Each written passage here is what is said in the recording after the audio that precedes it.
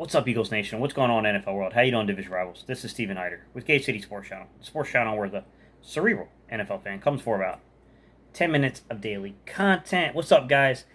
Camp notes, day 4 and 5. I'm going to tie them together, guys. So, the big news of the day was the announcement of Devontae Smith having the sprained MCL. I did a video on that, guys. I'll link it at the end of this one or something, but I've said all I'm going to say on that one, guys. 2 to 3 weeks. MCL sprains are really tough to judge because the distance between what they call a grade 1 and a grade 2, there's a lot of gray area between that distance, guys. So we'll see. I was hoping for the best. At least it's not a complete tear. You know, there's something to that to look forward to. I doubt he's going to miss any regular season games. I highly doubt that, but he might be out for the majority of this offseason pretty much now. Training camp and preseason, basically, is what I mean by that. So, rest of the camp notes here, guys. Man, there's been some pretty nice plays, man. It's been some explosive plays in this camp, actually. It started off a little rough on the offense. You know, the first couple days, there wasn't a whole lot of explosive plays. But we're seeing every day Jalen Hurts is getting a little better. You know, the offensive line, although it's a little unsteady, we got a lot of injuries. We got a lot of guys out. I've covered that in previous videos. The guys that are kind of filling in are getting their feet under them. So while there's clearly a disadvantage against that defensive line, we see that stepping up. But you know, the explosive plays are coming back. And to begin with, there was a really nice touchdown pass on Saturday to Zach Ertz. Zach Ertz hit a deep ball, got over the slot receiver. He got over the slot corner, my bad, guys, the nickel corner, and scored a touchdown. So good to see that, you know, if a guy's going to be on the team and it's not going to be ideal, you know, he's contributing. He's out there taking it seriously. He's playing hard for Jalen Hurts. And, hey, man, you know, it is what it is, guys. You know what I'm saying? Like, we can't really do much about the situation other than say if he's going to be on the team, which I still have my doubts it's really going to happen, but if he's going to be on the team, you want to see him being productive out there. The other guy I got to talk about in tight end position. Man, Tyree Jackson, guys, just keeps impressing. Apparently there was a play today across the middle from Joe Flacco where he reached up and just took the ball up out of the air. I mean, this is a big target guy. He's like 6'7", so he can get up there and go get a football. And I think that these quarterbacks are realizing this guy is an eraser. He's a mistake eraser. Like, he can take away bad throws. He can make them look good.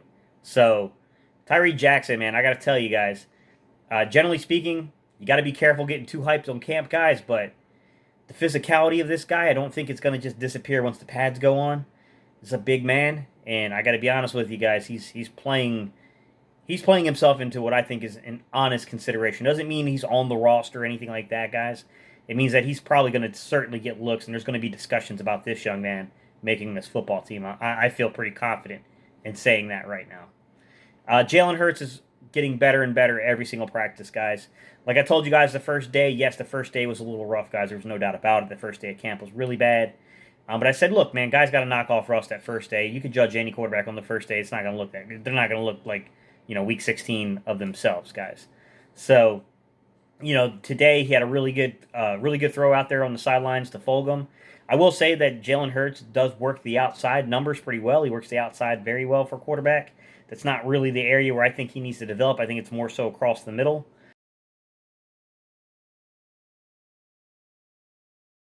Consistency is the key for Travis Fulgham.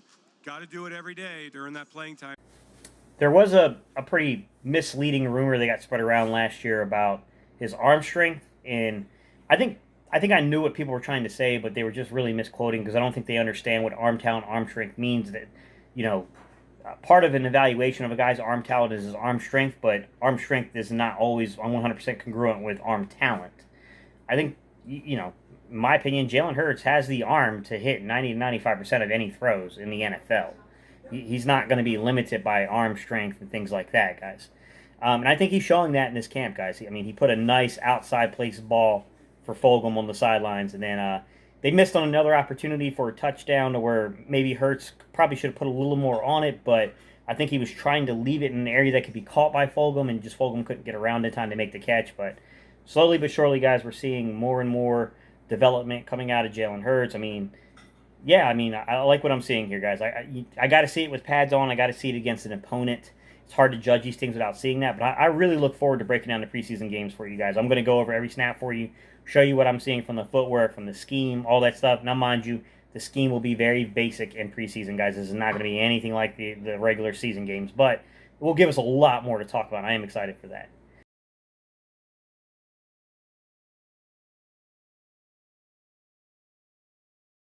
Agent out of Western Michigan. Yeah, I like Luke Jerigo. You and I talked about him at practice the other day. I'm going to go. Some other newsworthy things to bring to you guys today is that Ryan Kerrigan did leave with an injury. I believe he injured his hand, guys. I think it was his hand. I don't know if it's anything major, but it was enough to take him out of the lineup today. There were some one-on-ones between the offense and the defense. Jordan Mailata won both of his one-on-ones. Dillard was 1 for 1. He did stop Sweat, but then he got taken to school later on. The other one is Nate Herbert got, from what I understand, he really got destroyed by Fletcher Cox today, guys. Fletch is starting to show that he might be a real, a real centerpiece to this defense, man. He might be the real deal here, guys, to be quite honest with you here. In addition to that, man, Derek Barnett took Jack Driscoll to school today on a one-on-one drill, so the defensive line is certainly whipping the offensive line's butt right now, but it's not necessarily the ones they're running against yet, so I'm not going to be too concerned about that, other than the fact that we do need some of these ones to get back in the lineup, say Amalu and Brandon Brooks and these guys. I mean, they need to get back in the lineup, guys, no doubt about it. But certainly in terms of the competition, at this point, if you were to ask me who was winning that competition at left tackle, guys, there's no pads on. But the problem is I don't think the pads change Jordan Mailata being the clear-cut favorite right now. I mean, I'm just trying to give you it honestly, guys. Yes, I know that Andre Dillard is a first-round pick. I know they're going to give him a lot of consideration. I know that if it's even remotely close to being equal, he's going to walk away with it. I don't think that's going to happen, guys. I think Jordan Mailata is going to clearly walk away with this one, and we're just going to have to see what Andre Dillard can do. Can he handle the role of being a swing tackle? Can he start learning how to play the right side if he's got nothing but time to learn the right side? Because you're not going to be preparing for games on the left side unless there's an injury, clearly. Could he be bounced inside? I don't know. That's a tough one, guys. You never know until they put the pads on. They're in a game. I don't know if he can play inside or not, guys. I mean, I definitely heard people that said that they're concerned with his play strength trying to play guard. That could be an issue. So we'll see. I mean, I don't know, guys. We can tell. You can't really use your athleticism the same way on the interior as you can outside as tackle, where you can use a little bit more of your athletic ability. So, I mean, only time will tell on Andre Dillard, guys. I have really nothing else I can say on that one, unfortunately. Some other news and notes, guys, is that Quez Watkins came alive.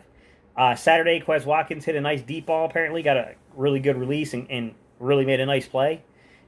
He took a ball off, went up and over Jaquette and got the ball, and Jaquette's a big guy, man. That's a good matchup. Both 6'1" kind of guys there with decent, reach. And I mean, that's a good battle out there, man. And Quez has shown he can high point footballs. He's more than just a speed guy.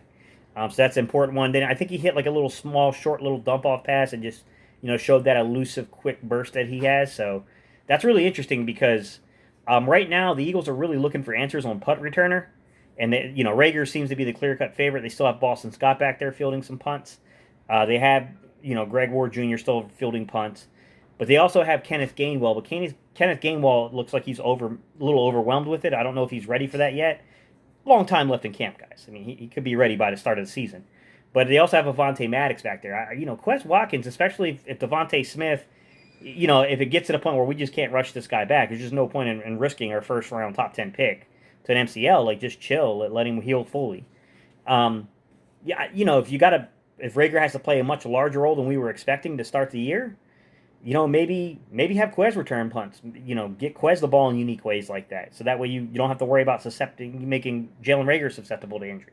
Stuff like that, guys. I mean, it's kind of the way I'm looking at it. I'm viewing it personally, guys, but you know how it is with this kind of stuff, guys. Also in camp today, I just want to add that there was a 7-on-7 drill to where Quez Watkins did beat Steven Nelson for a 40-yard touchdown. Definitely positive encouragement from Quez Watkins. Guys, I've seen some reaction on Twitter and stuff from guys who don't understand how these drills work. Calm down a little bit, guys, because 7-on-7s are designed for the offense to win. You guys remember how bad Slade was getting beat on 7-on-7s last year? By even like John Hightower, everybody was beating them. 7-on-7s are completely stacked in favor of basically the wide receiver, guys. It's just the way it is. Like, the way I ordered the precedence that the only thing that's easier for quarterback and receiver is when you're working air drills where there's no defender at all. Then 7-on-7 would be the next thing, guys. So I wouldn't read too much into that. That's all I got for you guys today. I didn't hear too much else about any of the other players, guys. it's, we know the pads are going to go on tomorrow, and we'll know a lot more once the pads go on, guys. So there'll be a lot more to report then. All right, y'all. I appreciate y'all so much, guys, and I will catch y'all on the next video.